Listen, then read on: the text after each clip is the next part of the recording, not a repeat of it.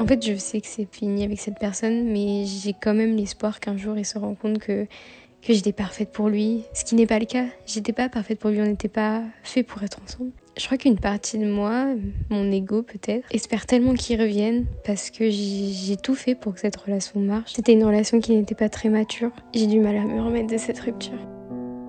J'ai eu une notif de lui, j'ai vu son prénom et j'ai rien ressenti quoi. J'étais pas refaite, j'étais pas méga excitée et tout, et juste m'en foutais. Et du coup, je me sens trop légère. Pour la première fois, tu vois, je me dis, je suis pas en train de genre renoncer à celui qui aurait pu être un jour peut-être. Je me dis non, le meilleur est à venir. Voilà, trop contente.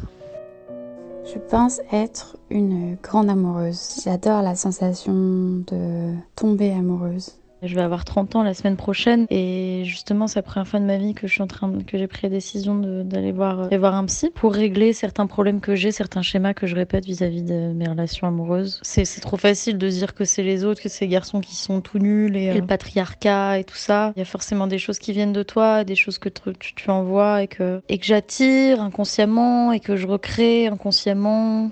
C'est-à-dire que moi je suis très attirée par les garçons charros, les garçons les coureurs de jupons et je suis persuadée qu'un jour j'arriverai à en changer un, ce qui est totalement faux et le truc c'est que je m'entête dans cette idée et je vais toujours vers les garçons qui ne me correspondent absolument pas en pensant qu'ils vont tomber éperdument amoureux de moi, ce qui n'est pas le cas. J'ai la tendance quand même à m'intéresser à des personnes avec qui il ne se passera rien et je pense que ça découle d'une sorte de peur de m'engager sentimentalement avec autrui. Parce que typiquement, quand quelqu'un à qui je m'intéresse pas forcément s'intéresse à moi, je prends littéralement peur. On vit tous dans notre vie des moments qui peuvent être assez similaires, notamment justement la perte d'un grand amour avec qui on pensait vivre toute notre vie, et lorsqu'on perd cet être cher, on a l'impression d'être seul au monde, que même notre famille, même nos amis les plus proches ne nous comprennent pas et qu'ils ne pourront jamais remplacer cet être aimé, et que malheureusement, en fait, on se retrouve seul, totalement désemparé, et qu'on doit tout reconstruire.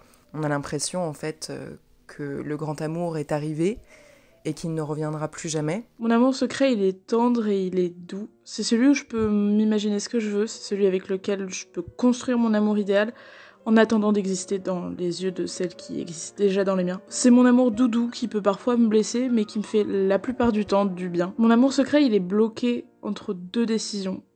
Être un amour idéal ou ne rester qu'à un premier rendez-vous. Pour l'instant, il reste simplement juste mon doudou. Mon amour est un peu particulier, parce qu'il n'y a plus que moi pour en parler aujourd'hui. La personne que j'aime le plus au monde, je l'ai perdu il y a 2 ans. Il avait 27 ans. Je me suis jamais sentie aussi belle dans le regard de quelqu'un et autant aimée. J'ai jamais autant moi-même aimé donner à quelqu'un. Au-delà de la fin dramatique, il a changé ma vision du monde.